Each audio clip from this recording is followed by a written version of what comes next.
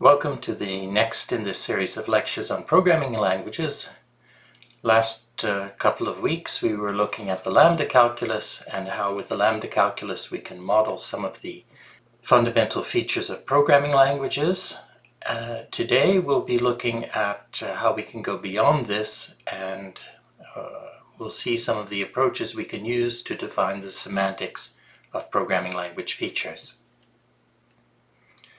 We'll start by having a quick look at how syntax and semantics are defined, and then we'll dive into a particular approach known as denotational semantics, which allows us to map structures of programming languages to their interpretation in a mathematical framework. The sources that I'll be using are mainly the classic book by Schmidt on denotational semantics, and to some extent some material from Watt's classic book on programming language concepts and paradigms. First, we'll have a look at syntax and semantics and how they're defined in general before diving into the details with some examples. When we talk about the definition of programming languages, there are essentially three important factors that we consider. First, and best known probably, is that of syntax. Before we can write a program in any programming language, we have to know what is the valid syntax for programs in that language. Secondly, when we write programs, we have to know what they mean. Usually when we learn a language, we're using some book or mentor or websites with lots of examples, and we learn step by step what how to write programs and how to interpret what these programs mean. However, that's not really enough. In order to be certain that the implementation of the language is correct, we need to have a precise specification of what that language means. Specifying the meaning of a language of a programming language using natural language is risky at best.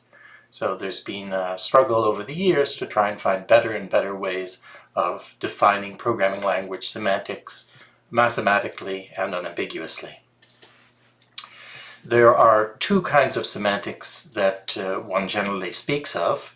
The dynamic semantics is the one we usually think of. That tells us what happens when we execute a program.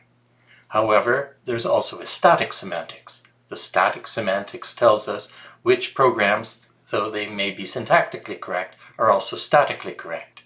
For example, the type system will tell us that even though syntactically a fragment of code is correct, it doesn't make sense because we're applying the wrong kinds of operators to things. Or another aspect of static semantics may say that our program doesn't make sense because we're calling a function that has never been defined. Finally, there's the third aspect of programming languages, which is extremely important, especially when you're implementing them, which is that of pragmatics. A language should be easy to implement, it should be efficient, it should be reliable, and it should be usable. So that means when you're writing programs and get errors, that the error messages make sense and make it easy to debug your programs. So there are lots of different aspects of pragmatics which are also important.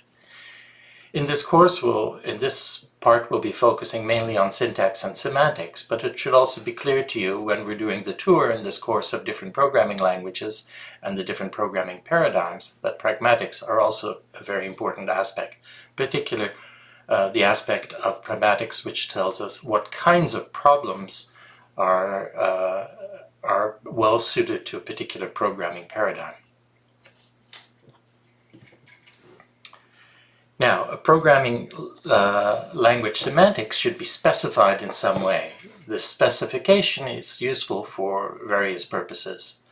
Obviously, if you are a compiler writer implementing a programming language, a semantic specification is extremely useful because it will tell you how exactly a particular construct should behave.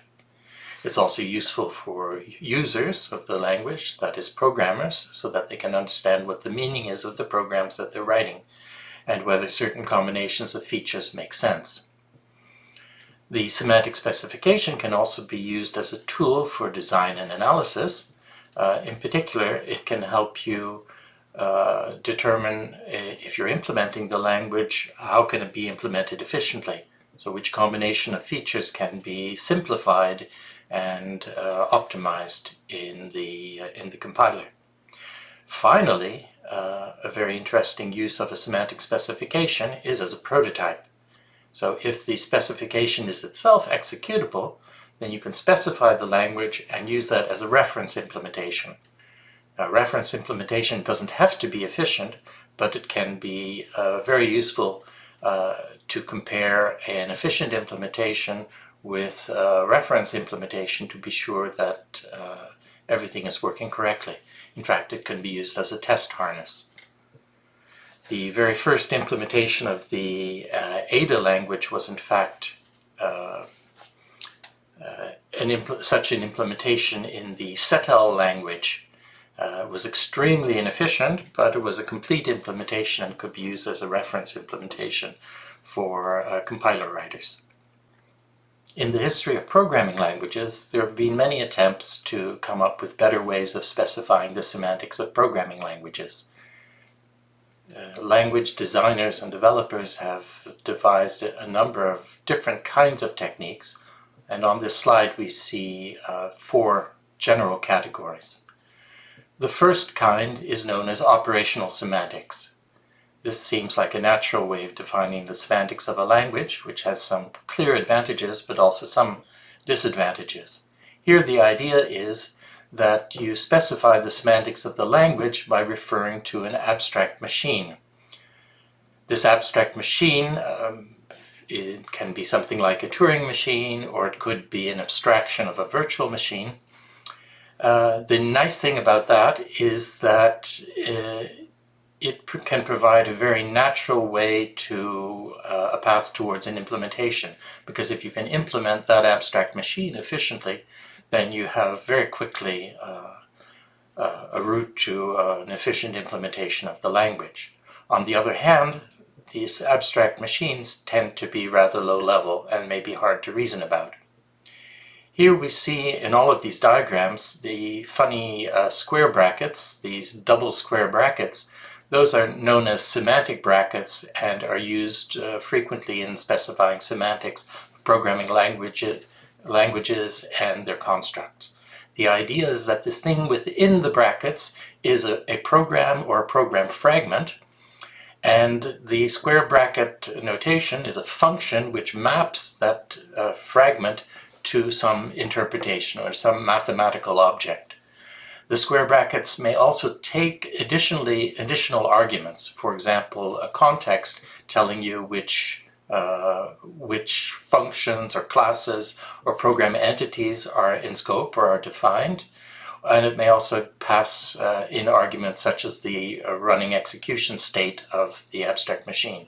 We'll see examples of that later. Denotational semantics is a step beyond operational semantics. Here the idea is, instead of mapping programs to an abstract machine program, we map them to some kind of mathematical objects. Typically these may be functions, but they may be other kind of mathematical objects like categories or graphs. This makes it easier to reason, but it may not always be easy to find suitable semantic domains. So what the mathematical objects that we map to may not be so clear. So a lot of the difficulty is coming up with appropriate mappings of program fragments. With axiomatic semantics, here instead of mapping programs to mathematical objects, we specify an algebra of operators over program fragments. This is an interesting approach and has been used in particular in the area of concurrent programming. So it's nice for proving theorems about programs and telling you which programs are equivalent to which other programs, because you essentially define a set of axioms and theorems about programs, but it may be more distant from implementation and harder as a path towards efficiently implementing a language.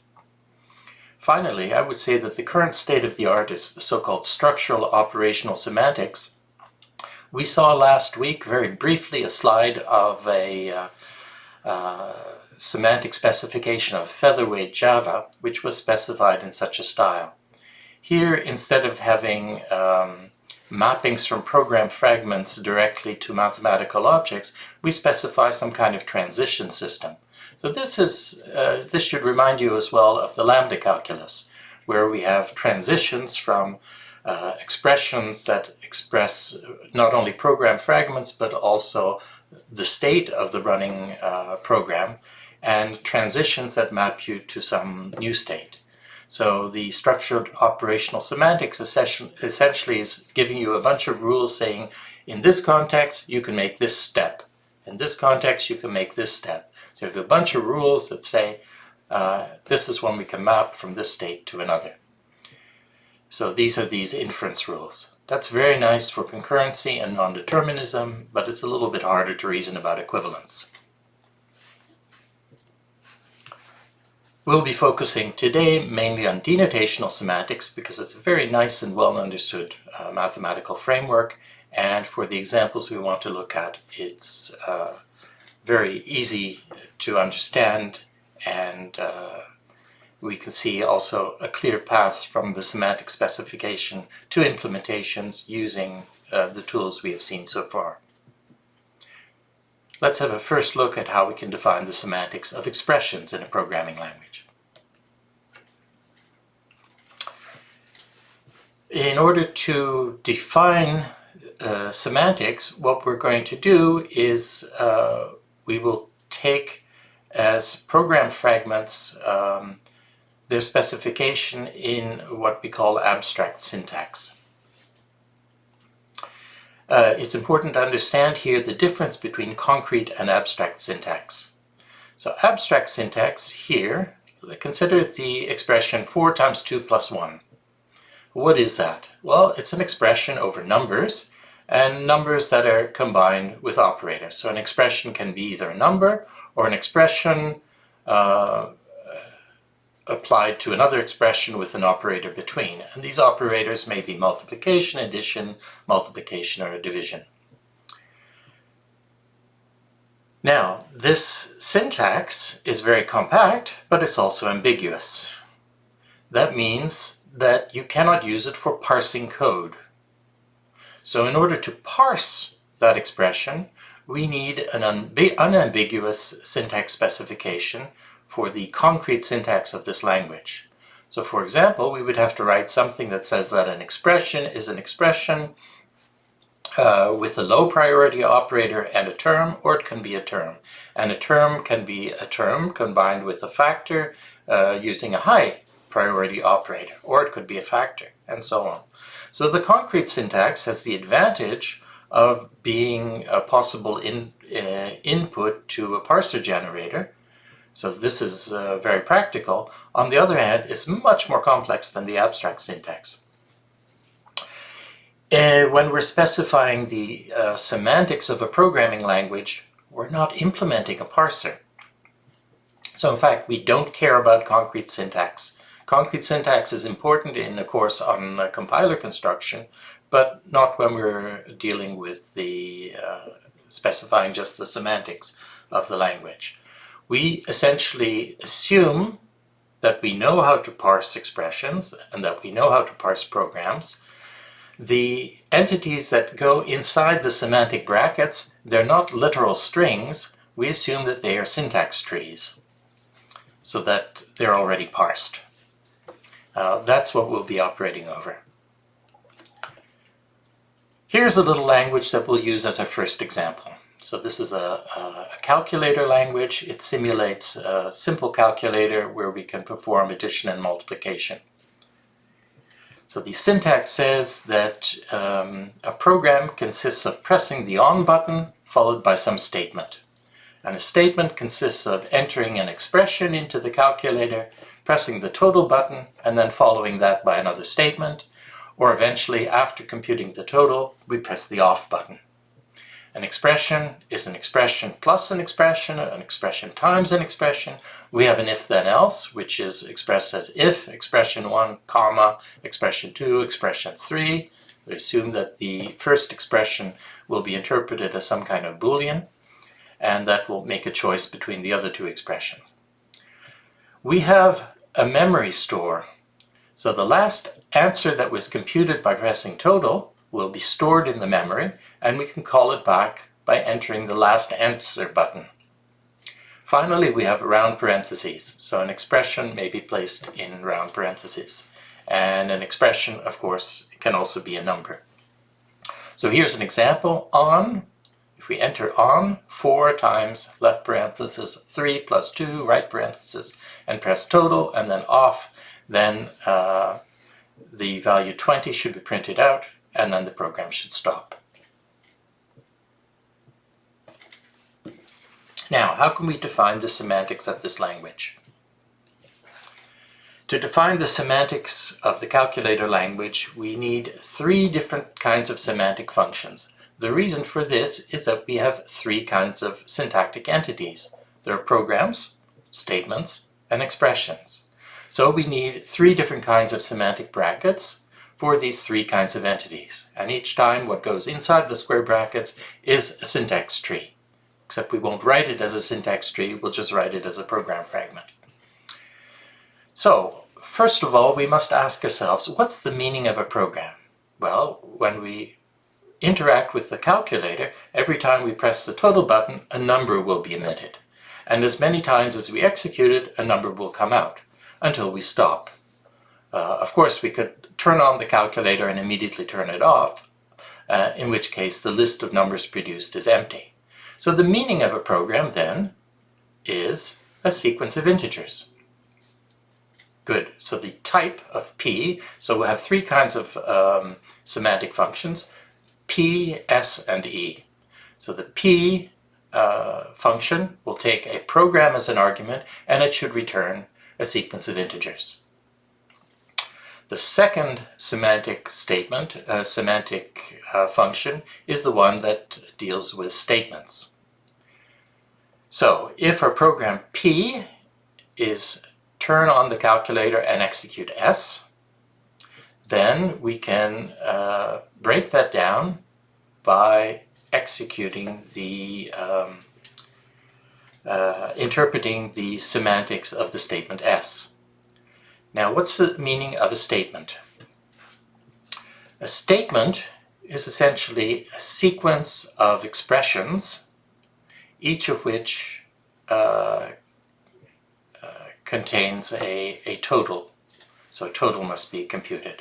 So there are 2 forms that a statement may take, either E total S or E total off. The meaning then of an expression, of a statement, which is a sequence of expressions, is also a sequence of integers. However, we also need an additional input because a statement may use or it may update the last answer. Therefore, the type of the function that interprets statements is different. It takes as an argument an expression sequence, it's a curried function, and an integer, which is the last value computed, and then it returns a sequence of integers. So the easy one, the base case, is the one at the bottom. The semantics of E total off, taking n as an argument, n being the state of the last computed value, which is initially 0, is to interpret that expression given the value of the store and put that thing in a list. So the square brackets we see, the non-double square brackets, that's just the notation we're using for a list. Well, what's the recursive case? That's E total S.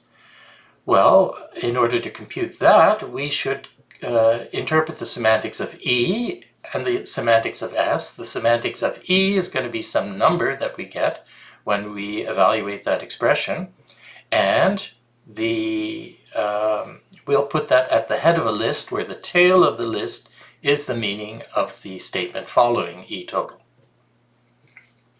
However, notice the important thing, once we've computed the value of the expression E, that's a value n prime, which is the new value of the store. So that has to be passed into the semantic function which will interpret the semantics of S. So you see that n prime is being passed into the semantic function S. So far so good. The last one is the most complex one because we have multiple expressions, but they're all pretty easy. What's the meaning of an expression? Well, the meaning of an expression is an integer. However, we may also make reference to the last value computed. So it's again a curried function. It takes an expression, that is the syntax tree representing an expression, and an integer, and finally returning the value of the expression as an integer. Okay, here are all the cases. There are only 6 of them, and they're all pretty easy. The easiest one is at the bottom. The semantics of a number n is simply n. The semantics of an expression e in round brackets, in round parentheses, is simply the interpretation of that expression without the round brackets. Those are pretty easy cases. What's the value of last answer? Well, that's n, the parameter that's passed into us, the value of the store. So we simply return it. So here we see the one place where the parameter n to the semantic function is actually used. Now the other 3 cases starting from the top are all pretty easy. Addition of 2 expressions e1 and e2 is simply the sum of the interpretation of the expressions e1 and e2, both using the same value n of the store.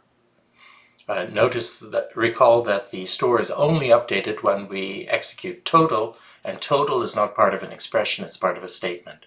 So nowhere here will n ever be updated. It'll only be updated by a statement. Multiplication is the same.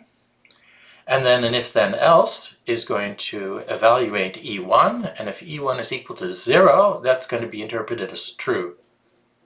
It's kind of loopy and it's kind of arbitrary. We could have also decided if it's equal to 1, or if it's not equal to 0. So this is a part of the programming language that's important to get right, but the interpretation is something that's left up to the language designer. And then, depending on that value, either E2 or E3 will be evaluated, but not both of them. Notice something very important. In the first 2 rules, we have addition and multiplication. Notice that within the semantic brackets, we see a plus.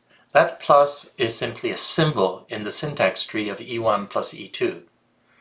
On the right-hand side, we also see a plus, but that's a mathematical plus. That's the addition of 2 numbers. Those are 2 different things. We see that more clearly in the second rule, where in our program fragment we see E1 star E2, with the star ASCII star character is used to represent multiplication, and on the right-hand side we see actual mathematical or arithmetic multiplication of 2 numbers. Again, those are 2 different things.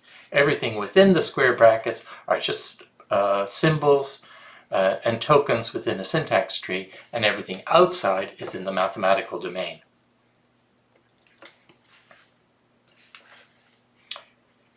Now, as it turns out, this kind of denotational semantics is very easy to map directly to a programming language, which is cool because that means that we can get an implementation pretty much for free.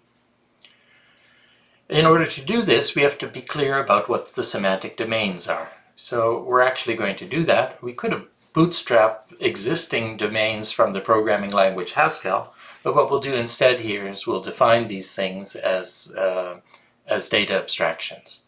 So we're going to define true and false values. So we'll define a data type Boolean, or bool, which is an enumeration type with values true and false. And we have operators and, or, which are both curried, and they map from Boolean to Boolean to Boolean. So we're defining a little algebra here.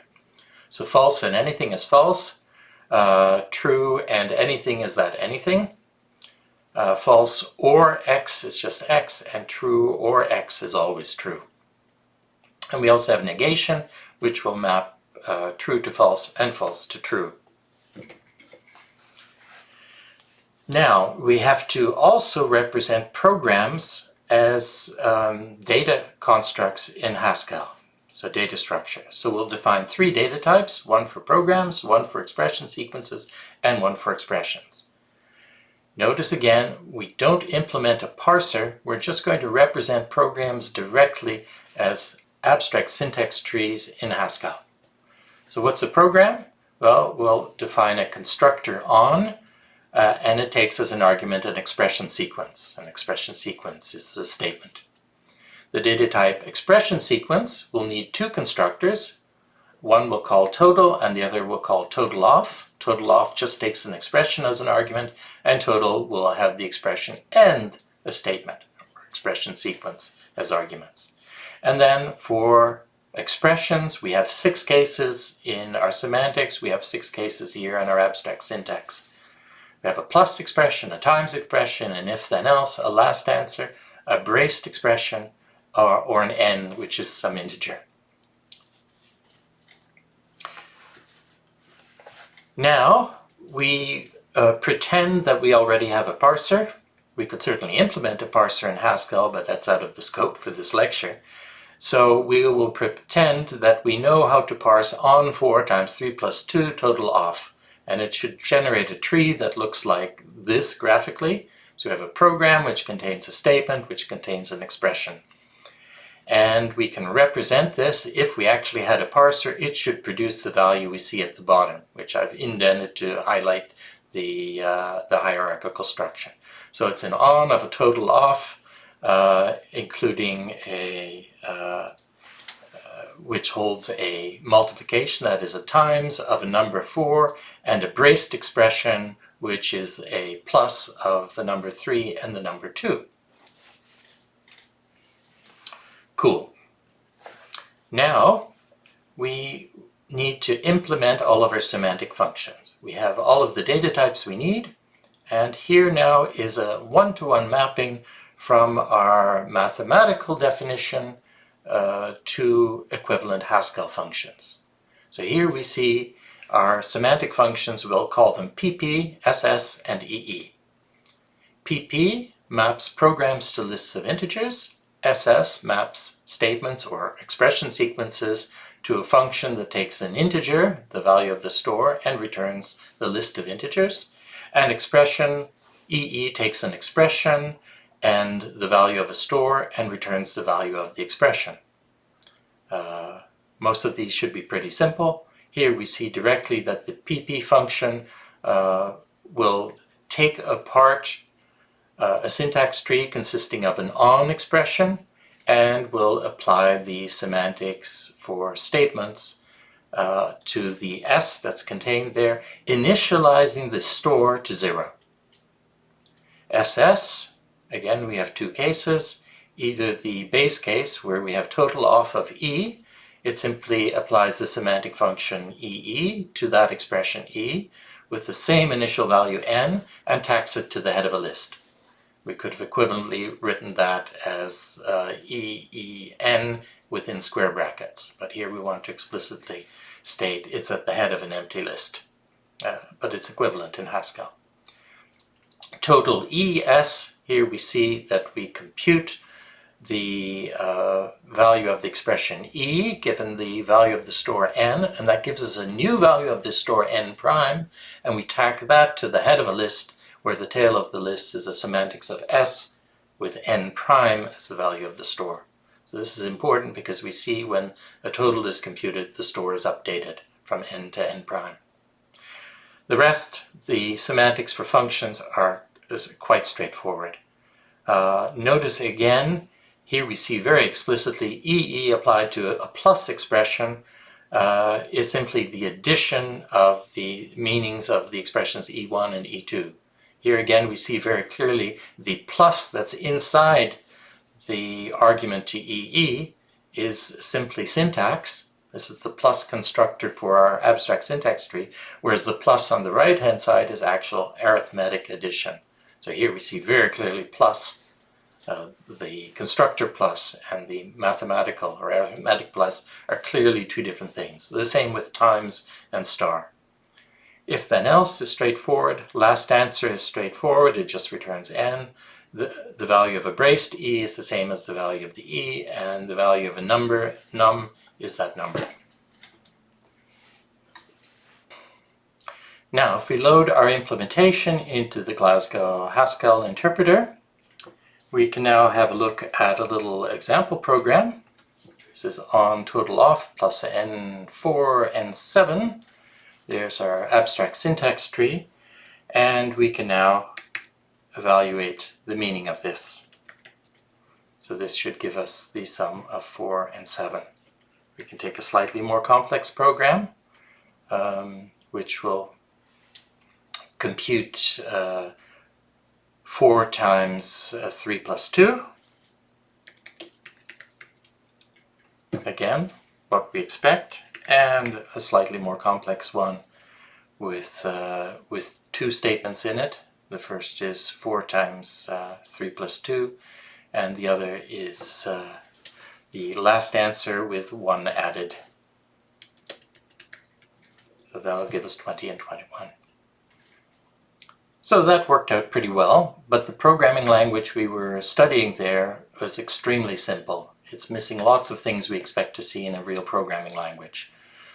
We're not going to look at all features of programming language, but there's one in particular which is important, namely that of assignment. So let's have a look at how that can be modeled.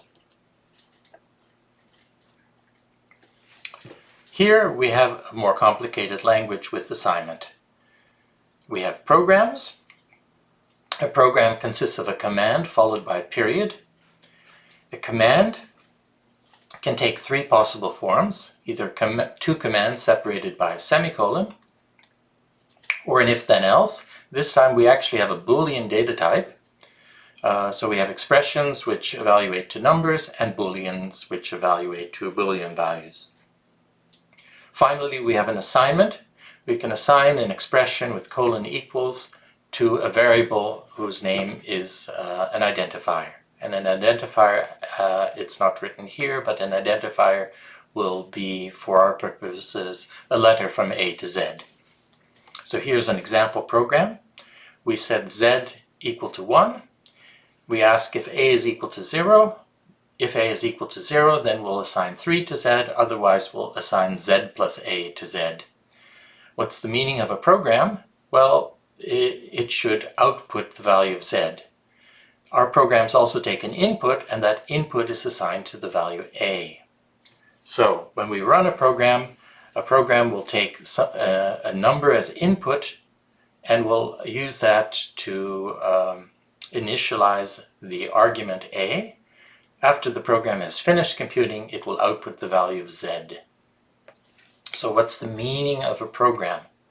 Well, a program is a function that takes some input, some number, and produces in the end a number.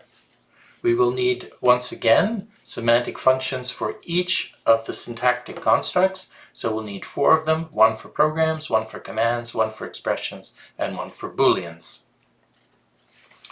So let's have a look. This time we'll go directly to Haskell, and we'll use Haskell to express our domains. So we'll have 4 data types plus a type for identifiers. A program is a dot command. So we'll use the word dot to express the fact that a command is followed by a dot. The dot will be the constructor name.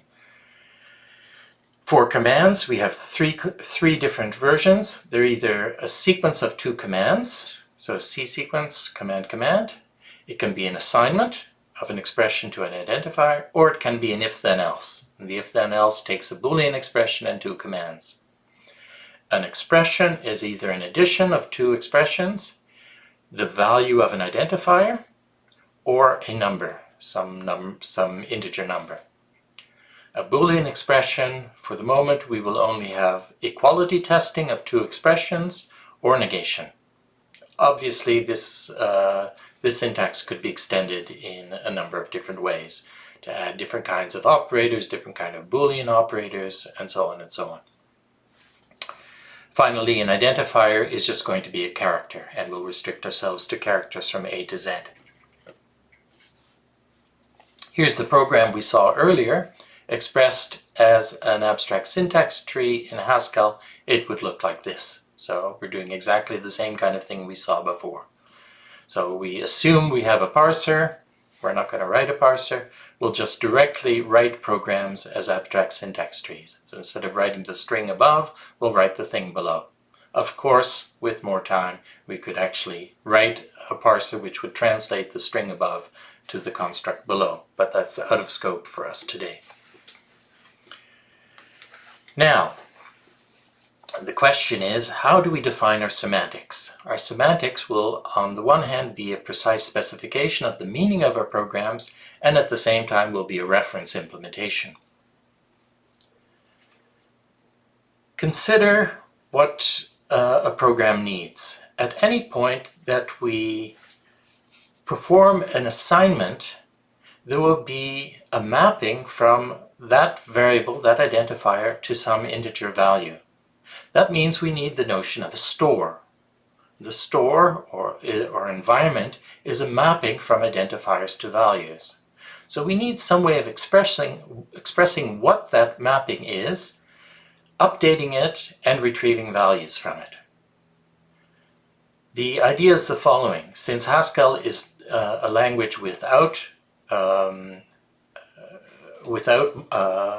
side effects, what we want to do is represent the idea of modification purely mathematically and functionally. A store, a mapping from identifiers to integers, is simply a function. Updating it means creating a new function.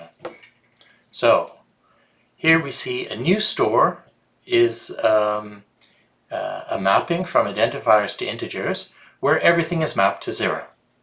So new store of identifier returns 0. Everything is 0. Update will take an identifier, an integer, so a new value for that identifier, the existing store, and it will return a new store. So update takes ID and value and a store, and it will return a new store, store prime. Where store prime is exactly like the old one, except the identifier is now mapped to value. So store prime is as follows. If the identifier, if ID prime is equal to the original ID, then we'll return the value. Otherwise, we look up the identifier ID prime in the old store. So see, store prime now is exactly like old store, except that it will map the identifier ID to the updated value val. So let's have a look at the following example. In fact, let's do this in Haskell. First, we'll load our implementation of the store, and let's let environment1 equal an update, and we'll map A to 1 in a store where we update B to 2, and we'll do this in a new store. Now if we ask env1, what is the value of A? It's 1. And what's the value of B? Then it's 2. And what's the value of Z? Then it's 0. Now let's let environment2 be an update of environment1, where instead B will have the value 3. And env1 of A will be as before.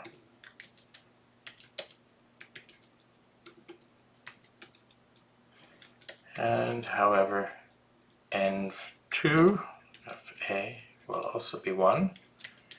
Env2 of B will, however, be 3. And env2 of Z will be as before.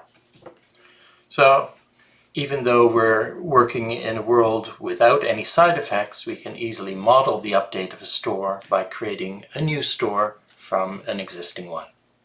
Okay, now let's have a look step by step of the semantics of assignment in Haskell using this store concept. What's a program? A program will take an integer input and return an integer as output. So let's write that directly. So pp is our semantic function. It takes a program as an argument. A program is constructed with the dot constructor and takes a command as an argument. It will also take an input n. What should this do? Well, we can interpret this with the help of the semantics of a command. So we'll interpret the semantics of a command. And what is that? Well, command will execute and it updates the store. So it takes a given store and gives us a new store. So let's do that. This meaning of pp then is cc of our command c, and we pass in a store. And what is that store? Well, we take a new store and we update the value of a, that is, we initialize a to n, the argument to our program. The result of evaluating this is a store. And what's the value of the program? Well, it's the value of the identifier z. So there's the complete meaning of a program. We interpret C in a new store that has been updated with its initial value of A to the input, and we look up the value of Z and return that. That's the meaning of a program. Now we can recurse and look at the meaning of the other semantic functions. A command may be a sequence of two commands. In that case, the first command, C1, is evaluated with the store S. That produces a new store and is used to interpret C2. So the meaning of the sequence of command C1, C2 with a given store S is the meaning of C2 interpreted in the store produced by interpreting C1 with the original store S. So see how the store is being updated before command C2 is interpreted. If we have an assignment, assigning the value of expression E to identifier ID for a given store, well, that's the same as updating the store S with where ID has the value of the expression E given the store S. So that means, let's skip ahead for a moment, that means that the type of EE is to take an expression and a store and return the value of that expression in that store. And if then else is pretty clear. We evaluate the Boolean in the given store and we use that to decide whether to execute command 1 or command 2, again in that given store S. Expressions can either be addition. This looks pretty much like we had before. The interpretation of the addition of E1 and E2 is the addition of the interpretations of those two expressions. The interpretation of an identifier is simply to look it up in the store. And the interpretation of a number is simply the value of that number. Finally, we have Booleans. A Boolean expression is just like an expression. We evaluate it in the given store, the given environment, and return a value, which in this case, instead of being an integer, is a Boolean. We have equality.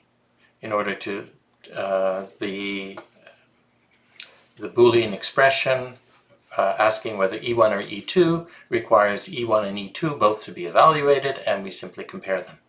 And negation in the syntactic domain is not B. In the semantic domain, it's simply the not operator, which we defined earlier. And also just as easy as if then else. What's an if then else? It takes a Boolean and two arbitrary things of type A. In this case, they're going to be commands. And it will return that thing. So we've defined it in a completely generic way. We just give it the generic type A rather than defining it to be command. So an if else will, of true will give us X, and if else of false will give us Y.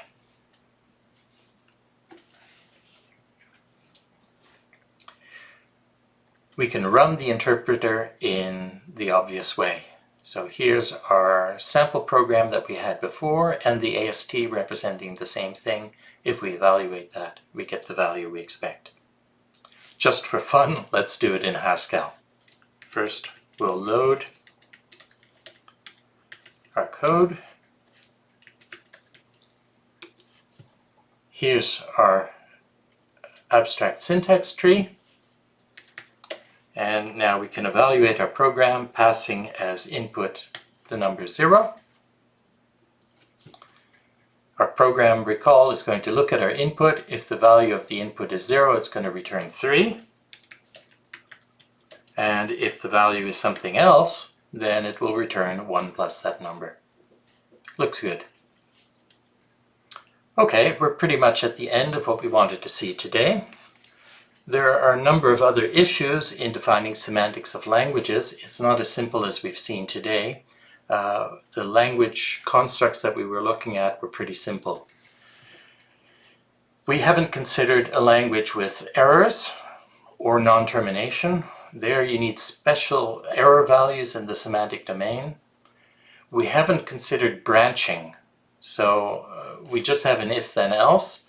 But to model something like a while loop where you may continue the loop or exit or jump with a goto, or even exception handling, which would cause you to jump to another part of the program, there you need a semantic domain in which a continuation models the rest of the program. So the notion of a continuation is important. So it is essentially the rest of the program. And this requires a rather different kind of modeling than what we've seen today. It's similar, but it means that the types of the semantic functions are more complex. We haven't really modeled interactive input. We have a fixed input. Interactive input requires you to model all of the input that's coming from the user domain as some kind of sequence of inputs. So you pretend it's a predefined list, even though it's really interactive. And then there are many other issues. For example, dynamically typed programs.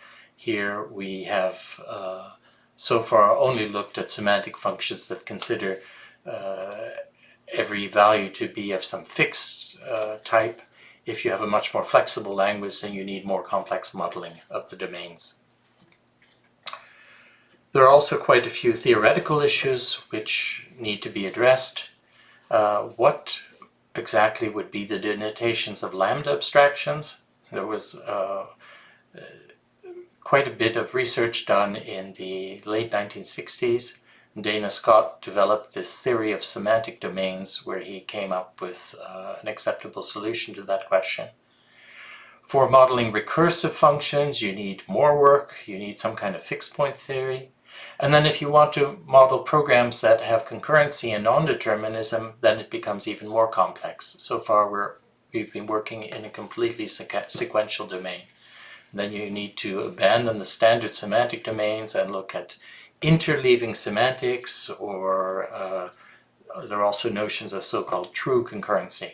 And there we come back to some of the models we very briefly surveyed last week when we saw that there are different kinds of calculi, such as process calculi and distributed calculi. These all are attempts to try and give semantics to such domains. Thanks very much for your attention, and we'll continue next week.